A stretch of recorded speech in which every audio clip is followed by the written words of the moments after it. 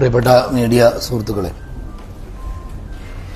കഴിഞ്ഞ പഞ്ചായത്ത് തെരഞ്ഞെടുപ്പ് മുതൽ കേരളത്തിൽ വലിയ അളവിൽ വെൽഫെയർ പാർട്ടിയെയും മറ്റുമൊക്കെ മുൻനിർത്തി CPM ഇസ്ലാമോഫോബിയയും വംശീയ പ്രചരണങ്ങളൊക്കെ നടത്തിക്കൊണ്ടിരിക്കുകയാണ്. ഇത് കഴിഞ്ഞ പാർലമെന്റ് തെരഞ്ഞെടുപ്പിൽ തുടക്കം കുറിച്ചതാണ്. ശേഷം അത് പാലക്കാട് ഉപതെരഞ്ഞെടുപ്പിലും നിലമ്പൂർ ഉപതെരഞ്ഞെടുപ്പിലൊക്കെ നമുക്ക് കാണാൻ സാധിച്ചു. അവിടങ്ങളിലൊക്കെ ഉണ്ടായ തോൽവിയിൽ നിന്ന് CPM പാഠം പഠിക്കുമെന്നാണ് നമ്മൾ ധരിച്ചത്. പക്ഷെ അത് പഞ്ചായത്ത് ഇലക്ഷനിലും തുടർന്നു. പിന്നീടിപ്പോൾ വരാൻ പോകുന്ന നിയമസഭാ തെരഞ്ഞെടുപ്പിലും അതേ നരേഷൻ തന്നെ രൂപപ്പെടുത്തിയെടുക്കാനുള്ള നീക്കമാണ് CPM നടത്തുന്നത് എന്ന് ഇന്നലെ CPMന്റെ സമുന്നത നേതാവ് സഖാവ് AK ബാലൻ നടത്തിയ പ്രസ്താവനയിലൂടെ നമുക്ക് ബോധ്യപ്പെടുകയാണ്. BJP ഇന്ത്യയിലെ തെരഞ്ഞെടുപ്പിനെ മാനേജ് ചെയ്യുന്ന അതേ രീതിയിൽ, അതേ സോഷ്യൽ എഞ്ചിനീയറിംഗിൽ കേരളത്തെയും മുന്നോട്ട് കൊണ്ടുപോകാൻ CPM ശ്രമിക്കുന്നു എന്നാണ് നമുക്ക് മനസ്സിലാക്കാൻ സാധിക്കുന്നത്. മുമ്പ് ഗുജറാത്തിൽ തെരഞ്ഞെടുപ്പ് നടന്ന ഘട്ടം നമുക്ക് ഓർമ്മയുണ്ട്. അന്ന് BJP പറഞ്ഞത് അവിടെ അന്ന് അഹമ്മദ് പട്ടേൽ മുഖ്യമന്ത്രിയാവും. അതേപോലെ വലിയ പ്രചരണങ്ങൾ അന്ന് നടക്കുകയുണ്ടായി. അതിനുള്ള ഗൂഢാലോചന പാകിസ്ഥാനിൽ നടക്കുന്നു എന്നൊക്കെ പ്രചരിപ്പിച്ചത് നമുക്കറിയാം. കഴിഞ്ഞ ലോക്സഭാ തെരഞ്ഞെടുപ്പിൽ ഇതേ രീതിയിൽ BJP ഇന്ത്യയിലുടനീളം കേരളത്തിൽ വരെ പ്രചരണം നടത്തി. കോൺഗ്രസ് അധികാരത്തിൽ വന്നാൽ ഇന്ത്യയിൽ കലാപങ്ങൾ ഉണ്ടാകും, വർഗീയ കലാപം ഉണ്ടാകും എന്നൊക്കെ പ്രചരിപ്പിച്ചത് നമുക്കറിയാം. BJP പറയുന്ന ആ രീതി കേരളത്തിൽ CPM നടത്തി തുടങ്ങിയിട്ട് കുറച്ചായി. വലിയ തിരിച്ചടി കേരളം അതിന് കൊടുത്തിട്ടുണ്ട്, കഴിഞ്ഞ പഞ്ചായത്ത് തെരഞ്ഞെടുപ്പിൽ ഉൾപ്പെടെ. പക്ഷെ എന്നിട്ടും പാഠം പഠിക്കാതെ ഇന്നലെ വീണ്ടും സഖാവ് AK ബാലൻ അപകടകരമായ പ്രസ്താവന നടത്തിയിരിക്കുന്നു. മാറാട് പോലുള്ളതൊക്കെ കേരളത്തിൽ ആവർത്തിക്കപ്പെടാൻ പോവുകയാണ്, കോൺഗ്രസ് അധികാരത്തിൽ വന്നാൽ വരാൻ പോകുന്നത് എന്നാണ് പറയുന്നത്. എന്തിനാണ് ഈ പ്രചരണം ഇങ്ങനെ നടത്തുന്നത്? ആർക്കാണ് ഇതിൻ്റെ ഗുണഫലം? എന്താണ് കേരളത്തിൽ ഇതിലൂടെ സംഭവിക്കാൻ പോകുന്നത്? ഈ കാര്യങ്ങളൊക്കെ കുറച്ചുകൂടി ഗൗരവത്തിൽ CPM ആലോചിക്കണം. കേരളത്തിലെ പൊതുസമൂഹവും ജനങ്ങളൊന്നും ഇതിനെ യാതൊരു നിലക്കും പരിഗണിക്കുന്നില്ല എന്നാണ് കഴിഞ്ഞ പഞ്ചായത്ത് തെരഞ്ഞെടുപ്പ് നമ്മളോട് പറയുന്നത്. അതിൻ്റെ റിസൾട്ട് വിശകലനം ചെയ്താൽ നമുക്കത് ബോധ്യപ്പെടും. വെൽഫെയർ പാർട്ടിയെ മുൻനിർത്തി വലിയ ആക്ഷേപ പ്രചരണങ്ങൾ നടത്തി. മുഖ്യമന്ത്രി കേരളത്തിലുടനീളം പത്രസമ്മേളനം നടത്തി, വലിയ പ്രഭാഷണങ്ങൾ നടത്തി. പക്ഷേ വെൽഫെയർ പാർട്ടിക്ക് വലിയ മുന്നേറ്റം കേരളം നൽകി എന്ന് പറഞ്ഞാൽ അതിൻ്റെ അർത്ഥം വിദ്വേഷ പ്രചരണങ്ങളെ കേരളം ഒരിക്കലും അംഗീകരിക്കില്ല എന്ന പാഠമാണ് CPMന് കൊടുത്തിരിക്കുന്നത്. BJPയും CPMുമാണ് ഇത് നടത്തിക്കൊണ്ടിരിക്കുന്നത്. CPM 10 വർഷം ഭരിച്ചൊരു പാർട്ടിയാണ്. എന്തെല്ലാം കാര്യങ്ങൾ അവർക്ക് പറയാനുണ്ട്. അവർ തന്നെ അവകാശപ്പെടുന്നത് വലിയ വികസനമുണ്ടായി എന്നാണ്. അത് പറഞ്ഞും പങ്കുവച്ചും രാഷ്ട്രീയമായി തെരഞ്ഞെടുപ്പിനെ നേരിടുന്നതിനു പകരം വിദ്വേഷ പ്രചരണങ്ങൾ നടത്തിയാൽ അപകടകരമായ രീതിയായിരിക്കും കേരളത്തിനുണ്ടാകുക. ഇതിൻ്റെ ഭവിഷ്യത്ത് ഉത്തരേന്ത്യൻ സംസ്ഥാനങ്ങളെപ്പോലെ കേരളവും മാറും. BJPക്ക് അനുകൂലമായ അന്തരീക്ഷം ഉണ്ടാകും. അതുകൊണ്ട് ഏറെ കരുതലോടുകൂടെ വേണം ഇത്തരം പ്രചരണങ്ങൾ ഏറ്റെടുക്കാൻ എന്നാണ് നമുക്ക് പറയാനുള്ളത്. നമുക്കറിയാം, വെള്ളാപ്പള്ളി നടേശൻ കുറെ കാലമായി ഈ പ്രചരണം നടത്തിക്കൊണ്ടിരിക്കുകയാണ്. മലപ്പുറം ജില്ലയെക്കുറിച്ച് അദ്ദേഹം സംസാരിക്കുന്നു, മുസ്ലിം കമ്മ്യൂണിറ്റിയെക്കുറിച്ച് വംശീയ പ്രചരണം നടത്തുന്നു, അവകാശങ്ങൾ മറ്റാർക്കും കൊടുക്കാതെ പിടിച്ചു വെക്കുന്നു എന്ന് പറയുന്നു. ഇത് ചോദ്യം ചെയ്ത ഒരു മാധ്യമ സുഹൃത്തിനെ തീവ്രവാദിയാക്കുന്നു. ആ തീവ്രവാദി പട്ടം ചാർത്തിക്കൊടുക്കുന്നതിനിടയിൽ അദ്ദേഹം ഈരാറ്റുപേട്ട സ്വദേശിയാണെന്ന് പറയുന്നു, മുൻ MSFകാരനാണെന്ന് പറയുന്നു. ഇതൊക്കെ ആരാ പറയാറ്? ഈരാറ്റുപേട്ടയെക്കുറിച്ച് ഈ വർത്താനം പറഞ്ഞത് PC ജോർജാണ് BJP പോയ ശേഷം. ആ രീതിയിലേക്ക് ഉള്ള പ്രചരണങ്ങൾ നടത്തുകയാണ്. ഒരു വലിയ സംരക്ഷണം ഇതിന് CPM-ൽ നിന്ന് ലഭിക്കുന്നു, വലിയ സ്വീകരണം ലഭിക്കുന്നു. കേരളത്തിൽ നവോത്ഥാന സംരക്ഷണത്തിന് വേണ്ടിയുണ്ടായ സമിതിയുടെ ഉത്തരവാദിത്തപ്പെട്ട ലീഡറാണ് വെള്ളാപ്പള്ളി നടേശൻ. എന്ത് നവോത്ഥാന ആശയങ്ങളെ കുറിച്ച് പ്രബുദ്ധത നടിക്കാനാണ് അദ്ദേഹത്തിന് കഴിയുക? കേരളീയ നവോത്ഥാനത്തിൻ്റെ പരിസരം നമുക്കറിയാം, അത് സാമൂഹ്യ സാഹോദര്യത്തിൻ്റെയും പരസ്പര വിശ്വാസത്തിൻ്റെതുമായ വലിയ അടിത്തറയാണ്. അപരപ്രിയം എന്ന ആശയമാണ് ശ്രീനാരായണ ഗുരു തന്നെ മുന്നോട്ട് വച്ചിരിക്കുന്നത്. ഇതിനെ ചവിട്ടിമതിക്കുന്ന രീതിയിൽ മുന്നോട്ട് പോകുന്ന ഒരു ബഹുമാന്യ വ്യക്തിത്വത്തെ എങ്ങനെയാണ് ഇത്തരമൊരു സമിതിയുടെ നേതാവായി വീണ്ടും CPM നിലനിർത്തുക? എന്ത് മെസ്സേജാണ് അതിന് കൊടുക്കുക? അതുകൊണ്ട് ഇതിനെ കുറച്ചുകൂടി ഗൗരവത്തിൽ കാണാൻ CPM-ന് കഴിയണം. ഈ കുപ്രചരണങ്ങൾ കൊണ്ട് ഞങ്ങൾക്ക് പ്രശ്നമായിട്ടല്ല, പക്ഷേ കേരളത്തിലെ പൊതുമണ്ഡലം വലിയ അളവിൽ വർഗീയവൽക്കരിക്കപ്പെടും, അത് അപകടം ചെയ്യും. അപ്പോൾ ഈ പഞ്ചായത്ത് തിരഞ്ഞെടുപ്പിൻ്റെ റിസൾട്ട് തന്നെ വിശകലനം ചെയ്യുമ്പോൾ BJP-ക്കൊക്കെ ഉണ്ടാകുന്ന വിജയങ്ങളെക്കുറിച്ചൊക്കെ നമ്മൾ സൂക്ഷ്മമായി ചർച്ച നടത്തണം. മണ്ണൊലിച്ചു പോവുകയാണ്. ഏതെങ്കിലും പാർട്ടിയുടെ മാത്രം കാലിനടിയിൽ നിന്നല്ല, കേരളത്തിൻ്റെ മതേതര ബോധത്തിൻ്റെയും പ്രബുദ്ധ പാരമ്പര്യത്തിൻ്റെയും കാലിനടിയിലെ മണ്ണാണ് ഒലിച്ചു പോകുന്നത്. അതുകൊണ്ട് സൂക്ഷ്മമായി ഇത്തരം കാര്യങ്ങളെ കാണാൻ CPM ശ്രമിക്കണം. സഖാവ് AK ബാലൻ അദ്ദേഹത്തിൻ്റെ പ്രസ്താവന പിൻവലിച്ച് മാപ്പ് പറയണം. കാരണം കേരളത്തിൽ കലാപം ഉണ്ടാക്കാൻ വേണ്ടി ശ്രമിക്കും ഞങ്ങൾ ഭരണത്തിൽ നിന്ന് മാറിയാൽ എന്ന BJP-യുടെ ആ നരേഷൻ ഏറ്റെടുത്ത് കലാപാഹ്വാനം ചെയ്യുന്ന ഒരു സംഘമായി പ്രതിപക്ഷത്തെയും മറ്റുമൊക്കെ മാറ്റാൻ ശ്രമിച്ചാൽ അത് അപകടകരമായ രീതിയിലേക്കാണ് വഴി തുറക്കുക. ശ്രീ വെള്ളാപ്പള്ളി നടേശൻ്റെയും AK ബാലൻ്റെയും ഒക്കെ പ്രസ്താവന ഒരേ രീതിയിൽ പോകുന്നത് നമുക്ക് വിശകലനം ചെയ്താൽ കാണാൻ കഴിയും. ഇതൊക്കെ ഒറ്റ സോഴ്സിൽ നിന്ന് രൂപപ്പെടുന്നതാണ് എന്നാണ് മനസ്സിലാക്കാൻ സാധിക്കുന്നത്. അതുകൊണ്ട് ഇത്തരം പ്രവണതകൾ അവസാനിപ്പിക്കണം. ഇതിനു പകരം ഭരണ നേട്ടങ്ങളും ഭരണകോട്ടങ്ങളൊക്കെ പ്രതിപക്ഷവും ഭരണപക്ഷമൊക്കെ ചർച്ച ചെയ്യുകയും സ്വാഭാവികമായ രാഷ്ട്രീയ വിഷയങ്ങൾ ചർച്ചയാവുകയും ചെയ്യുന്ന ഘട്ടത്തിലേക്ക് എത്തണം.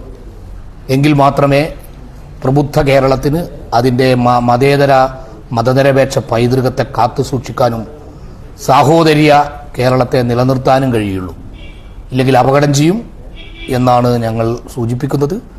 അതുകൊണ്ട് CPM ലീഡേഴ്സ് പ്രത്യേകമായി ഇതിൽ ശ്രദ്ധിക്കണം.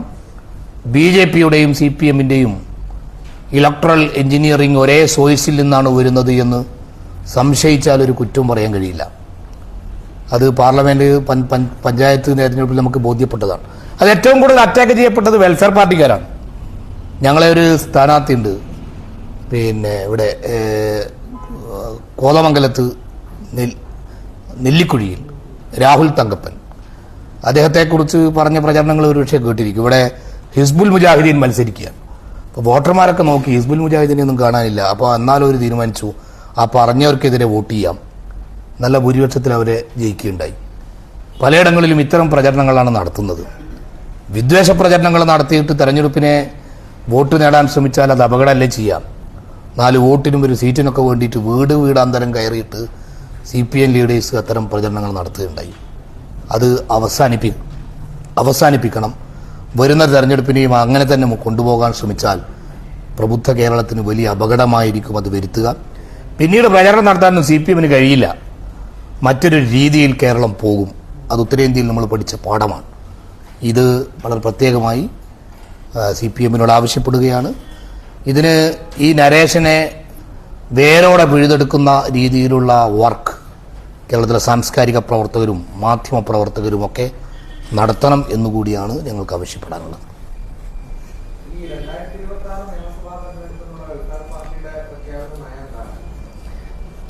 ഞങ്ങൾ രൂപീകരിക്കപ്പെട്ട ശേഷം 2 നിയമസഭാ തെരഞ്ഞെടുപ്പുകൾ നടന്നിട്ടുണ്ട്. ഞാൻ പറഞ്ഞ കാര്യങ്ങളുമായി ബന്ധപ്പെട്ട് എന്തെങ്കിലും അന്വേഷിക്കാനുണ്ടെങ്കിൽ അന്വേഷിച്ചിട്ട് അതിലേക്ക് പോകുന്നതായിരിക്കില്ലേ നല്ലത്. ഒരു സെക്കൻഡ് ക്വസ്റ്റ്യൻ ആയിരിക്കില്ല, അതുകൊണ്ട് നല്ലത് അല്ലേ?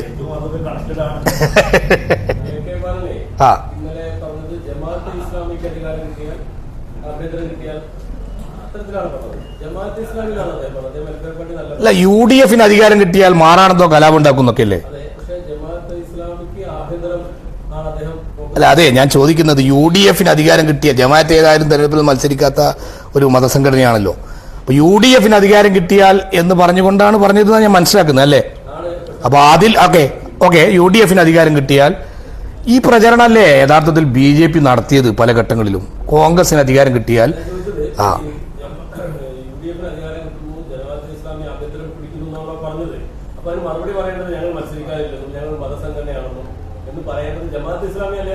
അല്ല അതവർ പറയും, അതിന്റെ വിശദീകരണങ്ങൾ ജമാഅത്തെ ഇസ്ലാമി പറയും. ഞാൻ ചോദിക്കുന്നത് കേരളത്തിലെ സോഷ്യൽ ഫാബ്രിക്കിൽ വലിയ പ്രതിസന്ധി ഉണ്ടാക്കിയ ദിനങ്ങളായിരുന്നു മാറാട് കലാപത്തിന്റെ സന്ദർഭം. നമുക്കാർക്കും സംശയമില്ല. ആ ഘട്ടത്തെ ഓർമ്മിപ്പിക്കുകയാണ്. മാറാട് കലാപത്തിന്റെ തുടർച്ച ഉണ്ടാവുമെന്ന് പറഞ്ഞാൽ അതിന്റെ ആശയം എന്താണ്? ഇവിടെ UDF അധികാരത്തിലേക്ക് വന്നാൽ അത്തരം കലാപങ്ങൾ ഉണ്ടാകുമെന്നല്ലേ അതിന്റെ സാരാംശം? ഇത് തന്നെയല്ലേ BJP കഴിഞ്ഞ ലോക്സഭാ തെരഞ്ഞെടുപ്പിൽ പ്രചരണം നടത്തിയത്? നിങ്ങൾ കോൺഗ്രസിന് വോട്ട് ചെയ്താൽ ഇവിടെ സിന്ദൂരം വായിച്ച് ഇവിടുത്തെ ഹിന്ദു സമൂഹത്തിന്റെ സ്വത്ത് തട്ടിയെടുക്കും എന്നൊക്കെ ഇന്ത്യയിലുടനീളം പ്രചരിപ്പിച്ചു. കേരളത്തിൽ വരെ അത്തരം പ്രസംഗങ്ങൾ യോഗി ആദിത്യനാഥ് മറ്റും നടത്തി. ഈ ഹെയ്റ്റ് സ്പീച്ചിനെ കുറിച്ചും ഹെയ്റ്റ് പ്രസ്താവനകളെക്കുറിച്ചും ഒക്കെ പഠനം നടത്തിയ രേഖകൾ കഴിഞ്ഞ തെരഞ്ഞെടുപ്പിന് ശേഷം നമ്മുടെ മുമ്പിൽ വന്നിട്ടില്ലേ? ആ രീതിയിലേക്ക് പോകരുതല്ലോ കേരളം. മാറാട് കലാപത്തെ എന്തിനാ ഓർമ്മിപ്പിക്കുന്നത്? അത് പറഞ്ഞുകൊണ്ട് അത് വെച്ചുകൊണ്ട് എന്തിനാണ് CPM പ്രചരണം നടത്തുന്നത്? ഞങ്ങൾ തന്നെ ചോദിച്ചിരുന്നു CPM ലീഡേഴ്സിനോട്, നിങ്ങൾ എന്തിനാണ് വെൽഫെയർ പാർട്ടിയെ അറ്റാക്ക് ചെയ്യുന്നത്, അല്ലെങ്കിൽ അതിനെ മുമ്പിൽ വെച്ചുകൊണ്ട് വേറെ ചില പ്രയോഗങ്ങൾ നടത്തുന്നത്? അപ്പോൾ അവർ തന്നെ ഒരു നരേഷൻ അങ്ങനെ പറഞ്ഞാൽ ഇവിടുത്തെ പൊതുസമൂഹം അല്ലെങ്കിൽ ഇവിടുത്തെ ഭൂരിപക്ഷ മതവിഭാഗം CPM-ന് വോട്ട് ചെയ്യുമെന്നാണ് അവർ ധരിക്കുന്നത്. ഇത് തന്നെയാണ് നമ്മൾ നിലമ്പൂരിൽ കണ്ടത്. എന്നോട് പത്രപ്രവർത്തകരായ സുഹൃത്തുക്കൾ അന്ന് തന്നെ ചോദിച്ചിരുന്നു. അപ്പോൾ നമ്മളവരോട് പറഞ്ഞു, നിങ്ങൾ വിചാരിക്കും പോലെയൊന്നുമല്ല കേരളവും മലപ്പുറം ജില്ലയും നിലമ്പൂരൊന്നും. ഇവിടെ എന്തോ ഒരു പ്രചരണം നടത്തുമ്പോഴേക്ക് എന്നാൽ ഇതാ ഞങ്ങളെല്ലാം CPM-ന് വോട്ട് ചെയ്യുകയാണ് എന്ന് പറഞ്ഞിട്ട് ഒരു വൈകാരികതയിലേക്ക് പോകുന്നവരല്ല എന്ന് നമ്മൾ അന്ന് തന്നെ പറഞ്ഞു. അത് നമുക്ക് തെരഞ്ഞെടുപ്പിൻ്റെ റിസൾട്ടിൽ ബോധ്യമാവുകയും ചെയ്തു. അപ്പം എന്തിനാണ് ഈ കാര്യം പറയുന്നത്? CPM-ന് ഒരുപാട് വികസന വിഷയങ്ങൾ പറയാനുണ്ട്, മറ്റു പല രാഷ്ട്രീയ വിഷയങ്ങളും പറയാനുണ്ട്. പക്ഷെ ഒരു കലാപ ഉണ്ടാകുമെന്ന സ്വഭാവത്തിലുള്ള നരേഷൻ സൃഷ്ടിക്കപ്പെട്ട് കഴിഞ്ഞാൽ അത് അപകടമല്ലേ? അത് കേരളത്തിന് അപകടമല്ലേ? ഇതാണ് ഞങ്ങൾ ചോദിക്കുന്നത്.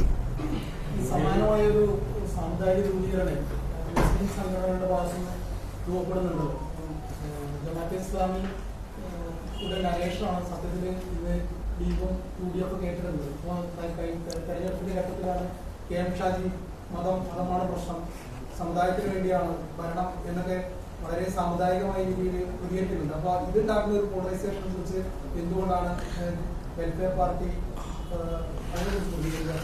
അല്ല, അതായത് ഇതിനെ രണ്ടിനെയും താരതമ്യപ്പെടുത്തുന്നത് എന്തിനാണ് നമ്മൾ ചോദിക്കുകയാണ്. ഉദാഹരണമായി വെള്ളാപ്പള്ളി നടേശൻ്റെ തന്നെ പ്രസ്താവന, ഞങ്ങൾ മലപ്പുറം ജില്ലയിൽ എത്ര സ്കൂള് SNDP ഉണ്ടാക്കുന്നതിനും കോളേജ് ഉണ്ടാക്കുന്നതിനും വെൽഫെയർ പാർട്ടി എതിരല്ല എന്ന് മാത്രമല്ല, മലപ്പുറം ജില്ലയിൽ ആരും എതിരല്ല.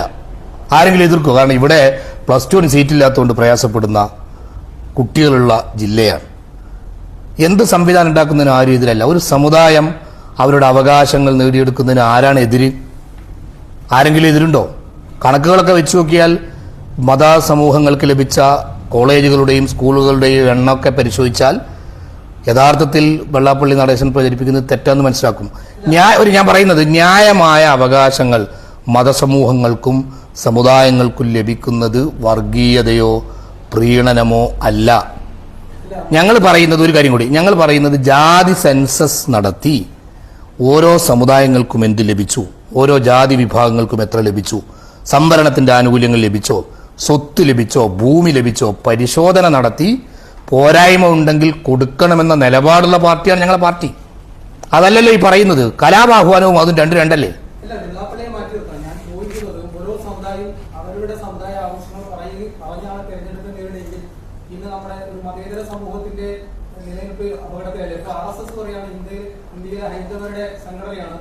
ഹൈന്ദവർക്ക് വേണ്ടിയാണ് സംസാരിക്കുന്നത്. ഇന്ത്യയിലെ ബഹുഭൂരിപക്ഷം വരുന്ന മതനിരപേക്ഷ സംഘടന അവരെ എതിർക്കുന്നത് അവർ പറയുന്ന ഇത്തരം സാമുദായിക സമവാക്യങ്ങൾക്ക് എതിരായതുകൊണ്ടാണല്ലോ. അപ്പൊ അവര് പറയുമ്പോൾ അത് തെറ്റാകും, ലീഗ് പറയുമ്പോൾ അത് ശരിയാവും ചെയ്യുന്നെങ്കിൽ ആ വെള്ളാപ്പള്ളിയെ മാറ്റി നിർത്തി കഴിഞ്ഞാൽ അതൊരു മതേതര സമൂഹത്തിന് അംഗീകരിക്കാൻ കഴിയുന്ന കാര്യമാണ്. അല്ല, അങ്ങനെയല്ല ഞാൻ പറയുന്നത്. അല്ല, അങ്ങനെ ആരും പറയേണ്ടതില്ല. ഒരു പാർട്ടിയും മതപരമായ വിദ്വേഷം വളർത്തുന്ന, ധ്രുവീകരണം നടത്തുന്ന ഒരു വർത്തമാനവും പറയാൻ പാടില്ല എന്ന് ഞങ്ങളുടെ അഭിപ്രായം. പക്ഷേ ഇന്ത്യൻ ഭരണഘടന ഉറപ്പു നൽകിയ അവകാശങ്ങൾ, സമുദായങ്ങൾ, ഒരു സമുദായം സ്കൂൾ തുടങ്ങുന്നു, അതിനെന്തോ കുഴപ്പമുണ്ടാവുമോ? എല്ലാവരും പഠിപ്പിക്കുന്നത് ഒരേ സിലബസ്. ഒരു സമുദായം കോളേജ് ലഭിക്കുന്നു, പല സമുദായങ്ങളുടെയും SNDPയുടെ കോളേജുണ്ട്, NSSന്റെ കോളേജുണ്ട്, MESന്റെ കോളേജുണ്ട്, ക്രിസ്ത്യൻ മാനേജ്മെന്റുകളുടെ സ്ഥാപനങ്ങളുണ്ട്, സ്കൂളുകളുണ്ട്, ഹോസ്പിറ്റലുകളുണ്ട്. ഇതെന്തോ ഒരു പ്രശ്നം കേരളത്തിൽ ഉണ്ടാക്കുന്നുണ്ടോ? ഇല്ല എന്നാണല്ലോ നമ്മുടെ പാരമ്പര്യം. അതും ഇത് രണ്ടാണ്. മറ്റത് വേറൊരു സമുദായത്തെ വിദ്വേഷ പ്രചരണത്തിലൂടെ നടത്തുകയും കേരളത്തിൽ തന്നെ തരിച്ചു നിന്നുപോയ ഒരു കലാപത്തെ എല്ലാവരും പറഞ്ഞത് പ്രതികളെ പിടികൂടണം, അറസ്റ്റ് ചെയ്യണം. ആരും ഒരു പാർട്ടിയോ ഒരു സമുദായ മതസമൂഹങ്ങളോ ഒന്നും ആരുടെയും പക്ഷത്ത് നിന്നിട്ടില്ല. അതും ഇതും ഒന്നാണ് എന്ന് പറഞ്ഞാൽ എങ്ങനെയാ വരിക?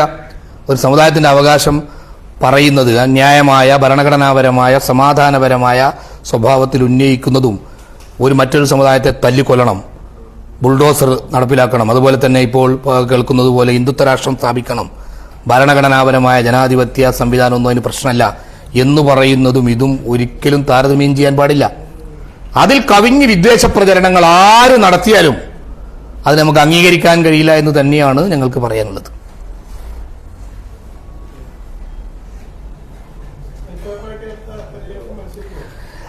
നിയമസഭാ തെരഞ്ഞെടുപ്പിൽ ഞങ്ങൾ 2 തെരഞ്ഞെടുപ്പിനെ ഞങ്ങൾ അഭിമുഖീകരിച്ചിട്ടുണ്ട്. ആ ഘട്ടത്തിൽ ഞങ്ങൾ തെരഞ്ഞെടുപ്പിൽ മത്സരിച്ചിട്ടുണ്ട്.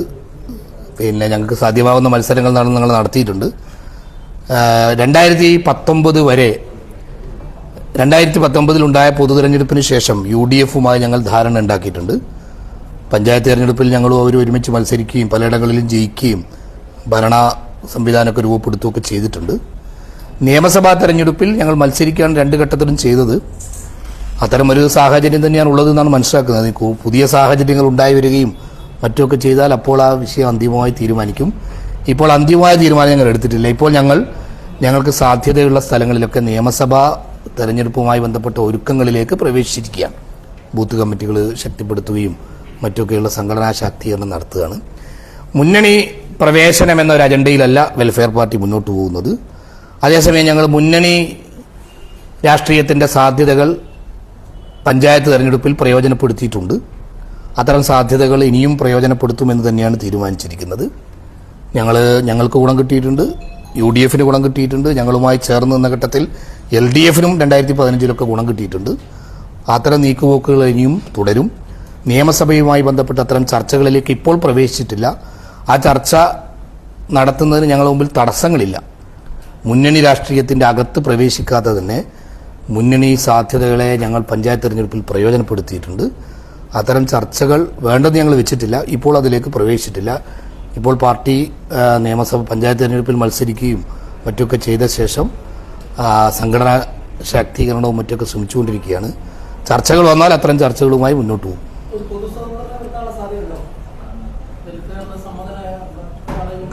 അത്തരം സാഹചര്യങ്ങളൊക്കെ വന്നാൽ അത് ആലോചിക്കണമല്ലോ.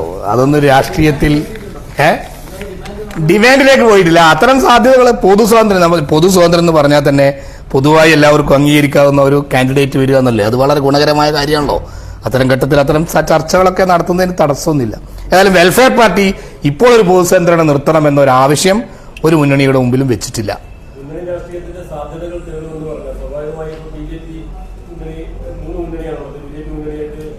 ഇല്ല, BJP നമുക്ക് സാധ്യതയില്ല.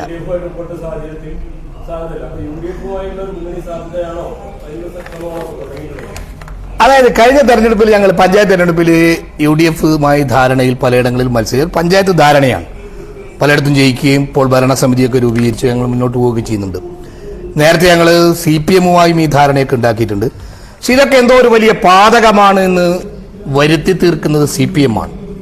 എന്തിനാണ് അങ്ങനെ ശ്രമിക്കുന്നത്? ഞങ്ങൾ അവരോട് തന്നെ ചോദിച്ചിട്ടുണ്ട്. ഓരോ നിങ്ങളെ വോട്ട് ഞങ്ങൾക്ക് ഏതായാലും കിട്ടുന്നില്ല, പിന്നെ നിങ്ങളെപ്പറ്റി 2 വിദ്വേഷ വർത്തമാനമൊക്കെ പറഞ്ഞാൽ വേറെ ആരുടെയെങ്കിലും വോട്ട് കിട്ടുന്നുണ്ടെങ്കിൽ കിട്ടിക്കോട്ടെ. ഇതിനെയാണ് ഞങ്ങൾ എതിർക്കുന്നത്. ആ രീതി സ്വീകരിക്കരുത്. CPM രാഷ്ട്രീയമായി ഞങ്ങൾ എതിർത്തോട്ടെ, അതിന് നമുക്ക് യാതൊരു പ്രശ്നമില്ലല്ലോ. കാരണം ഞങ്ങളും അവർ 2 രാഷ്ട്രീയ ലൈനിലാണ് ഇപ്പോൾ ഉള്ളത്. ഭൂമിയുടെ രാഷ്ട്രീയം ഞങ്ങൾ പറയുന്നു, സംവരണത്തിൻ്റെ രാഷ്ട്രീയം പറയുന്നു, അതേപോലെ തന്നെ ദളിത് പിന്നോക്ക ജനവിഭാഗങ്ങളുടെ അവകാശങ്ങളെക്കുറിച്ചുള്ള സംസാരം നടത്തുന്നു.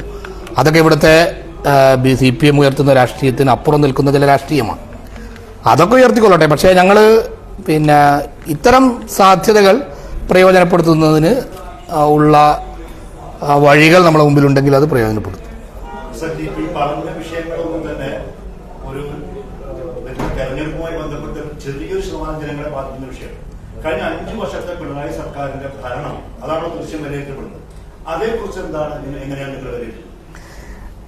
ഇതില് ഞങ്ങൾ പറയുന്നത്, ഒന്ന്, ചെറിയ ശതമാനത്തെയാണ് ഇത് ബാധിക്കുക എന്നത് ശരിയല്ല. നിങ്ങൾ ആലോചിച്ച് നോക്കൂ, കേരളത്തിൽ പഴയതുപോലെയുള്ള ഒരു സോഷ്യൽ ഫാബ്രിക്കാണോ ഉള്ളത്? നമ്മൾ സ്വന്തം ആലോചിച്ച് നോക്കൂ. ഇപ്പോൾ ഒരു മാധ്യമപ്രവർത്തകനെ തീവ്രവാദി എന്ന് വിളിച്ചാൽ എന്തായിരിക്കും കേരളത്തിൽ, പഴയ കേരളത്തിലെ അവസ്ഥ? നിങ്ങൾ വെറുതെ ഇരിക്കുമോ? നിങ്ങൾ പ്രകടനം നടത്തൂലേ?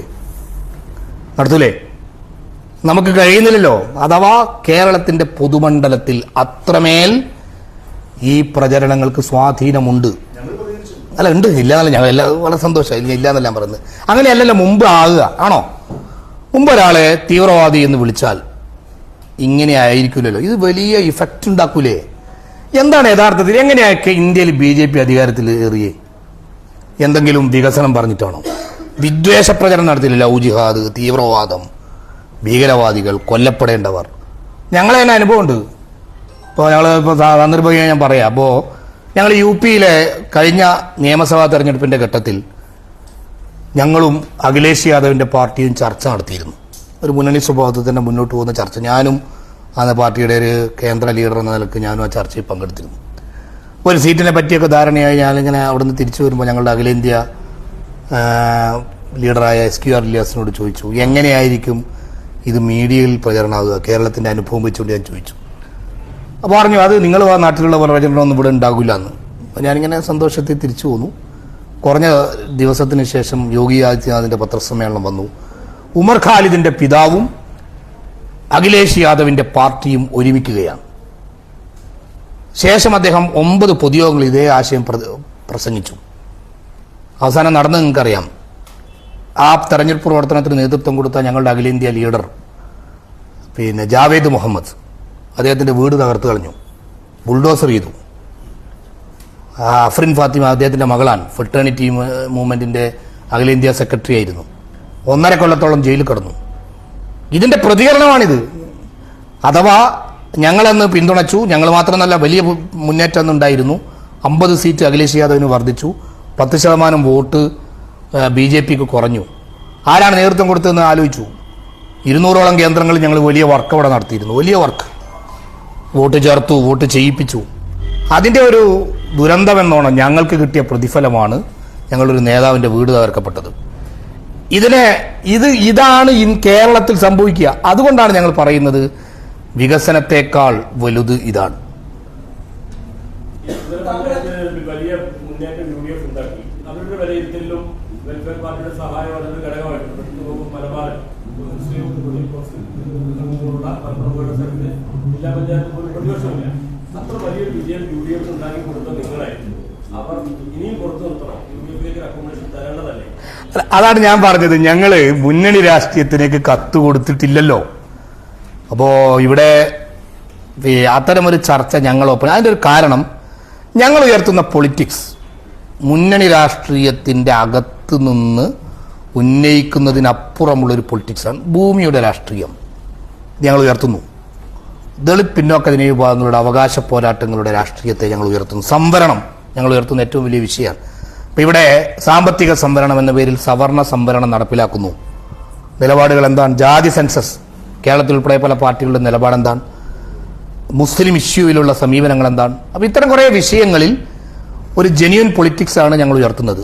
ഇതിന്റെ സാധ്യതയിൽ മുന്നണി രാഷ്ട്രീയത്തെ കൂടി പ്രയോജനപ്പെടുത്താം. ഇത് ഞങ്ങൾ പഞ്ചായത്ത് ഇലക്ഷനിൽ ഞങ്ങൾ പ്രയോജനപ്പെടുത്തിയിട്ടുണ്ട്. ഞങ്ങൾക്കും ഗുണമുണ്ടായിട്ടുണ്ട്, UDF-നും ഗുണമുണ്ടായിട്ടുണ്ട്.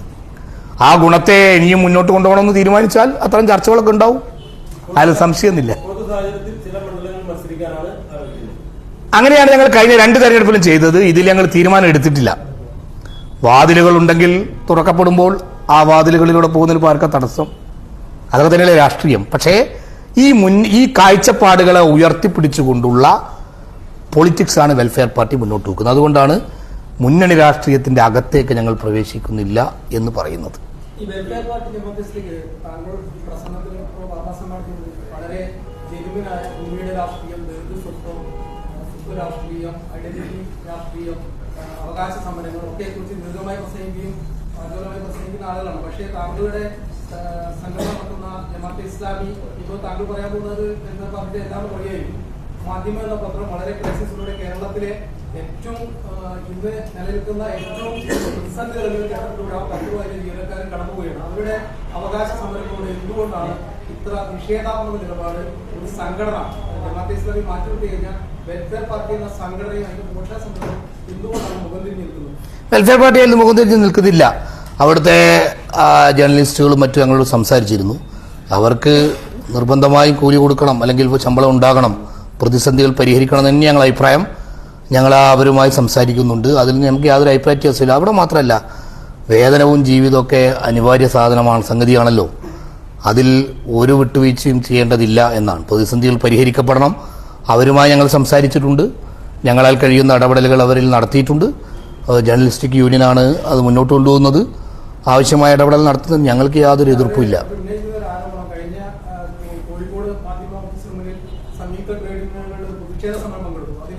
എല്ലാ സംഘടനകളിലും ആളുകൾ പങ്കെടുത്തു, വെൽഫെയർ പാർട്ടിയുടെ പ്രതിനിധി മാത്രം അതിന് വിട്ടുനിന്ന് ഒരു ആരോപണം അവർ ഉന്നയിക്കുന്നത് അറിയില്ല. അങ്ങനെ അറിയില്ലല്ലോ. ഞാൻ അവരെ എനിക്കറിയില്ല അതിനെപ്പറ്റി. അങ്ങനെ അവർക്ക് അഭിപ്രായം ഉണ്ടോ എന്നറിയില്ല. അവരുടേതായ ജേർണലിസ്റ്റിക് യൂണിയനാണ് സംഘടിപ്പിക്കുന്നതെന്നാണ് ഞാൻ മനസ്സിലാക്കുന്നത്. ഞങ്ങൾക്ക് ജേർണലിസ്റ്റിക് യൂണിയനിൽ സംഘടനയില്ല.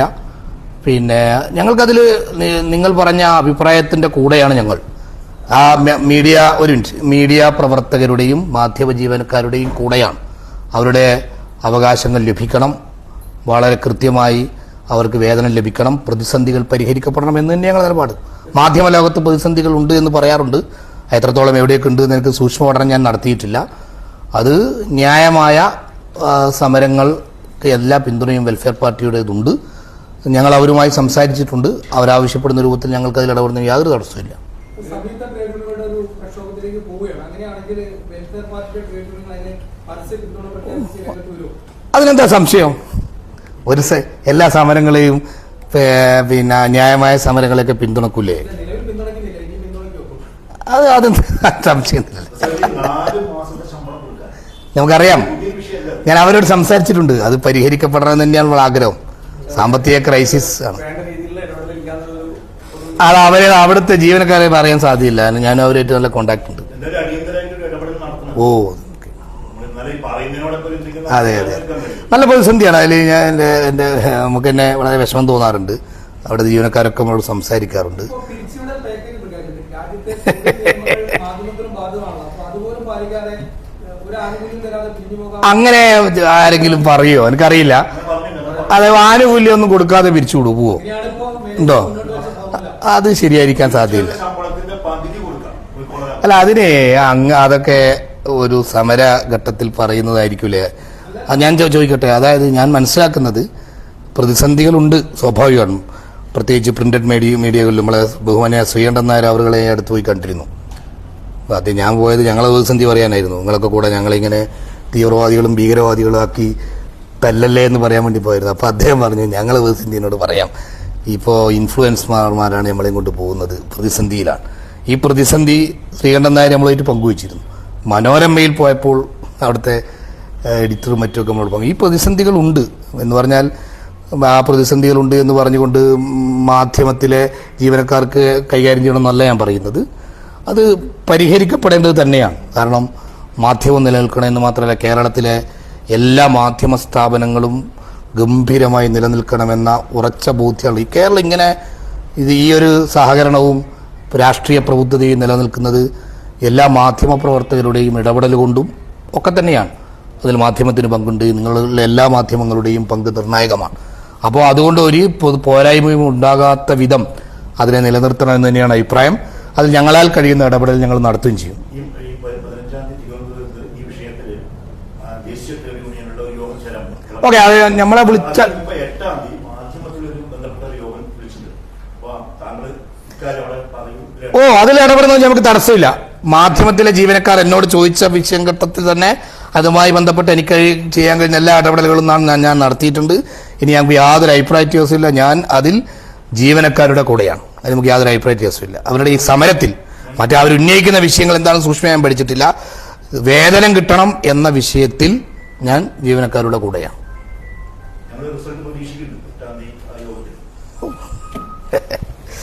ഓക്കെ, ഏതായാലും സന്തോഷം. നമ്മളെ ഈ ചർച്ചയുടെ അവസാനത്തിൽ ഒരു വിഷമം പറഞ്ഞുകൊണ്ടായി പോയി എന്നുള്ള വിഷമം. ഏതായിരുന്നാലും ആ പ്രശ്നം ആ പ്രശ്നം പരിഹരിക്കപ്പെടണം എന്ന് തന്നെയാണ് നമ്മുടെ ആഗ്രഹം. കാരണം ഒരിക്കലും ഒരു മീഡിയ സ്ഥാപനങ്ങളും പ്രതിസന്ധിയിലെത്തരുത്, മീഡിയ പ്രവർത്തകർ പ്രതിസന്ധിയിലെത്തരുത്. നമുക്ക് കാല് ഉറച്ച് നിൽക്കാൻ കഴിയുമ്പോഴാണല്ലോ ഒരു ആശയത്തിൽ നിന്നുകൊണ്ട് പൊരുതാൻ സാധിക്കുക. വലിയ വിഷയമാണ്. കാരണം പിന്നെ പട്ടിണി കടന്നുകൊണ്ട് ആശയ പോരാട്ടത്തിൽ മുന്നോട്ട് പോകാൻ കഴിയില്ലല്ലോ.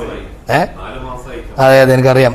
എന്നോട് അവർ സംസാരിച്ചിരുന്നു, എനിക്ക് കഴിയാവുന്നവരോടൊക്കെ ഞാനും സംസാരിച്ചിരുന്നു. ഏതായാലും ആ വിഷയം അവിടെ തന്നെ പരിഹരിക്കപ്പെട്ടും എന്ന് നമ്മൾ പ്രതീക്ഷിക്കുകയാണ്. അത് നമ്മൾ ആഗ്രഹവും നമ്മളെ ഒരു പിന്തുണയും അതിനുണ്ട്. ഓക്കെ, സന്തോഷം.